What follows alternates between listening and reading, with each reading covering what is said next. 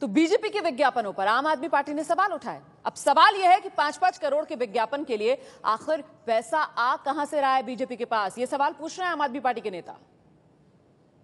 हमारे साथ हैं आम आदमी पार्टी के नेता मनीष सिसोदिया। सर, अमित शाह से लेकर वेंकैया नायडू तक ने कहा मीडिया से कि जो चुनाव है दिल्ली में, कल वोटिंग है, वो केंद्र सरकार के 8 महीने के कामकाज पर रेफरेंडम नहीं होगा।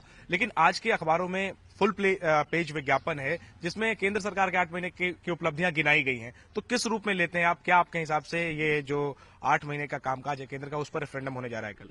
केंद्र का नहीं तो दिल्ली सरकार का तो होगा।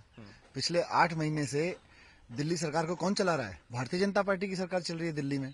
और भारतीय जनता पार्टी की सरकार ने पिछले 8 महीने में झुग्गियां गिराने, लोगों को आपस में लड़वाने, महिलाओं को इस तरह से प्रताड़ित करने की 4-4 बच्चे पैदा करो, इसके अलावा किया क्या है? दिल्ली के लिए कोई ऐसा काम किया हो?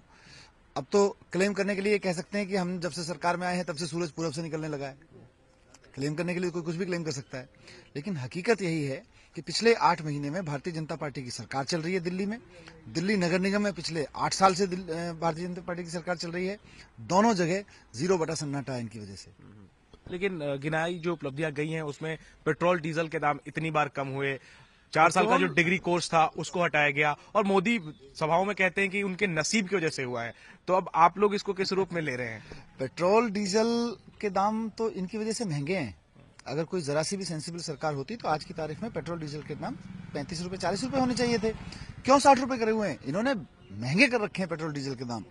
दूसरा, जब मोदी जी रैली में कह ही चुके हैं कि सब कुछ नसीब से चलता है, और ये तो हम तो बदनसीब हैं उनके हिसाब से, तो हम बदनसीबों से लड़ने के लिए ये 5-5 करोड़ रुपए के विज्ञापन क्यों दे रहे हैं अखबारों के फ्रंट पेज पे?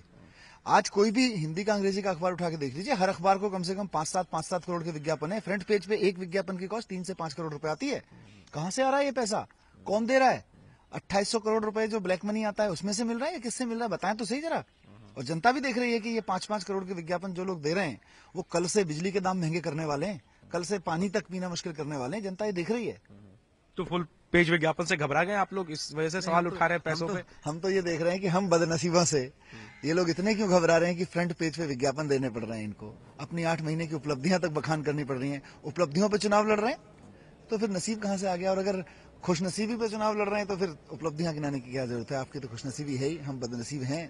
जनता तय करेगी कहां किसका नसीब है।